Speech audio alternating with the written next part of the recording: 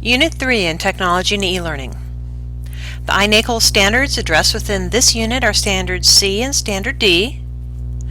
The topics that we are going to focus upon during this unit of instruction: successful online teaching strategies, course expectations, and student engagement. And of course, the doctoral students have additional assigned readings. Concerning successful online teaching strategies, we have so many different online teaching strategies of import, such as being visible within the course environment, posting, adding new information, timely evaluation of people's assignments and other deliverables. An organized course significantly helps lower everyone's stress levels. A compassionate understanding of, yes, everyone is a learner in this course and there are expectations, as well as everyone has outside lives as well that may sometimes negatively impact the course environment. An analytical understanding and critical analysis of what goes on within the online environment, and being a leader by example makes a significant difference to everyone, not only as a mentor, but the way modeling the way people should act and engage within the instructional environment significantly supports online teaching and online teaching strategies that are enhanced. Behavior-based learning objectives, obviously, so the learner understands and recognizes exactly how they need to work in order to meet the stated learning objectives. Conditions of learning, whether it be tools, references, or different aids engaging within the instructional environment. Whether or not one is a learner-centered approach within an online environment, there are many suggestions that a learner-centered approach significantly supports an online instructional strategy, and clearly stating the standards and expectations within an online environment.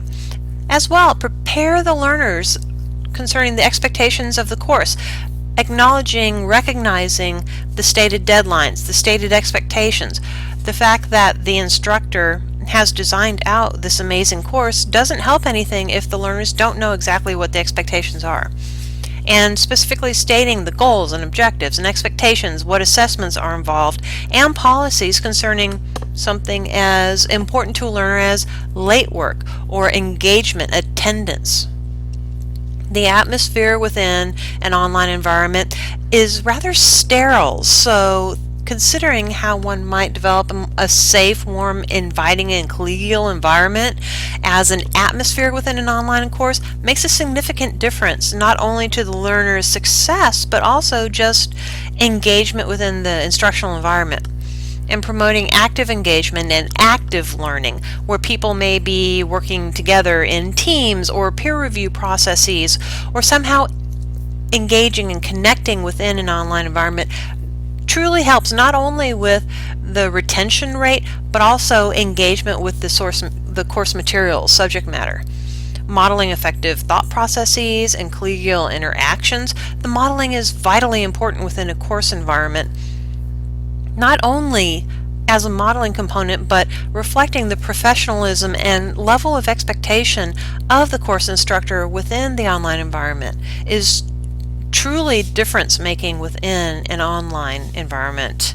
Monitoring learners' progress and engagement significantly supports the learner's level of motivation within the course, recognizing that the online instructor acknowledges you as a person, as a learner in the course, and is concerned with your welfare and well-being and success within the online course. And encouraging self-regulation and addressing cognitive load concerns. If something's going on, talk about it with the learner. If you haven't seen the learner posting or submissions of assignments or other expectations within a timely manner by the designated submission deadline, date and time, check in. There's nothing wrong with checking in. I just want to make sure you're okay. Is everything all right? Is there anything I can do from my end? Does make a difference with the student's level of cognitive load concerns, because everyone becomes overwhelmed, especially within the learning process, and ability to self-regulate. Oh, the instructor does recognize that I'm not posting in a timely fashion, that I'm not submitting my work. And there's a natural sense within so many learners, once the modeling has occurred within a learning environment and the instructor is visible, that the engagement with the learner, no one wants to let someone else down. So if you have a team environment, if there's a peer evaluation, if the learners know that the instructor knows who they are, it makes a big difference. Successful online teaching strategies. The dynamics of the online learning experience are really difficult to recognize, perceive, and engage in a successful manner. And it does take time and effort and chancing not only one's presence but one's vulnerability as an instructor within that environment. Of course, it does depend upon whom you are focusing upon as your learners as to what level of appropriateness and professionalism is mandated, but being available as an online teaching strategy, the professionalism that you bring to the environment, the respect that you bring to the environment. Communicative tone makes a huge difference. The warm, engaging, yes, I'm here for you, what can I do, facilitative expectation versus, just read the stupid directions and it's on page so-and-so in the book. Significantly different tone that one is bringing to an online environment and guiding and modeling within the environment of what are acceptable expectations and levels of engagement within the instructional environment.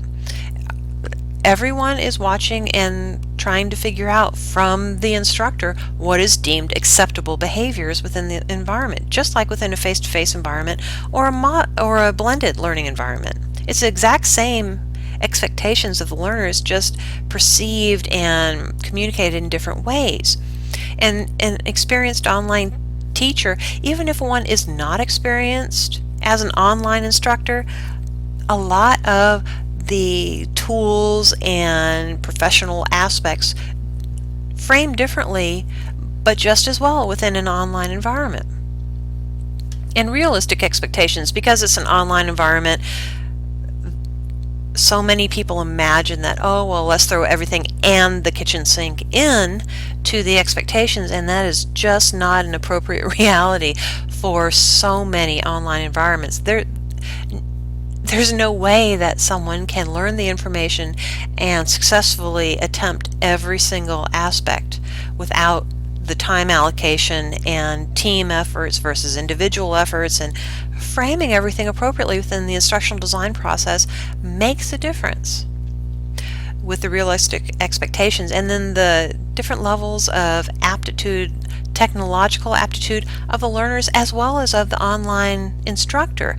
I've spoken with so many people at different universities taking undergraduate and master's and doctoral courses, and I want to know what their experiences are with the online instructors and with their online colleagues, learner colleagues, and exactly what goes on and what was done well and what wasn't done well.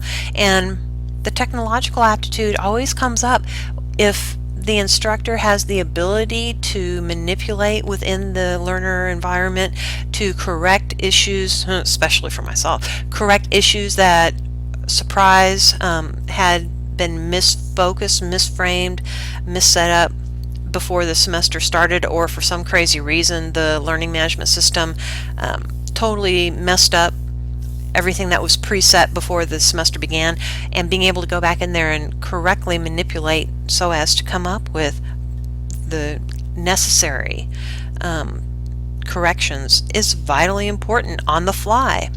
Temperament of the learner is important for the online teacher's success. If it's an aggressive, distasteful type learning environment, the online instructor needs to work on shifting that type of mentality around. It's just like I had to remove an online instructor once from a course because that person was just not fulfilling their obligations as an online instructor, and having someone else walk in there as an online instructor, it was a very difficult thing to successfully accomplish because the learners were so angry and upset and everything had gone wrong.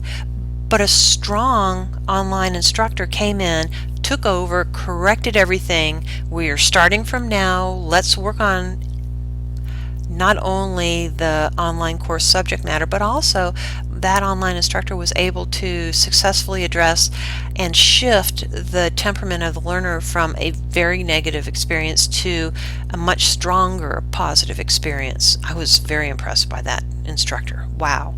And the temperament of the learning environment. What kind of learning environment, instructional environment has been set up for the learners? Is it easy to find the information? Is it a situation where you have to guess and henpeck and move around to try and find information within the learning environment? Even though so many people think about the temperament of the learner, there's also a anthropomorphized temperament of the learning environment. If it's easy to be successful, that is a temperament that can be suggested. And connect core subject matter to real world understandings, of course. If you're learning this, what does it actually mean in the real world? How can it be implemented? Why is this useful to me? Are important questions that need to be addressed. Concerning course expectations, self-motivation is not always there. Self-regulation is not always there for the learners. The ability to self-manage is not always there. And tools need to be successfully integrated into courses in order for the learners to develop a self-motivated sense, self-regulatory efforts, self-management understanding, and effective communications, whether we're talking about written, auditory, or video-based types of communications. What are the course expectations within that instructional environment? And a collegial environment where used to be called internet etiquette or netiquette, where collegial communications and expectations and the tone of communications are professional and appropriate and respectful. And then adaptability. Okay, crazy things happen. The instructor needs to be able to adapt to that kind of situation. Hurricanes come through, we lose a week of instructional time. Adaptability of the course expectations is necessary. Collaborative environments as well as constructive communications are necessary. Concerning student engagement, the course organization makes a big difference on the learners as to the level of understanding and engagement in the course. If you're constantly hunting and pecking, trying to find something, it's taking away from the instructional component and aspects. Active learning is always necessary and appropriate. The integration of videos, especially removing unused tools within the instructional environment, drives me crazy when I am a learner or take over someone else's course and they have all these crazy tools sitting there and I can't figure out why they're there or what they're going to be used for, and they're just there. It drives me crazy. Remove the unused tools. Why take space that isn't necessary?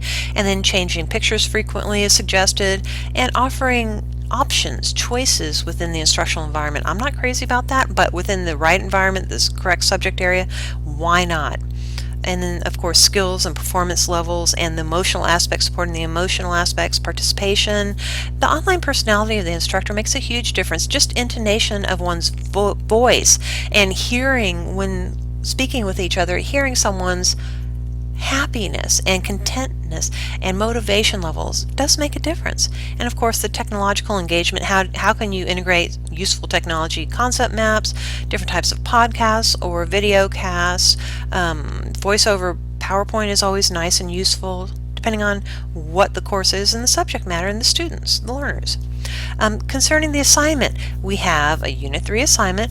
Part 1 is, of course, the team assignment, very similar, using the different INACOL standards differentiated within this Unit 3 assignment, and of course the transcript options. And then Part 2, the individual assignment components, the standards-based evaluation of the 3 MOOCs, and the individual reflection manuscript needs to address the 3 components.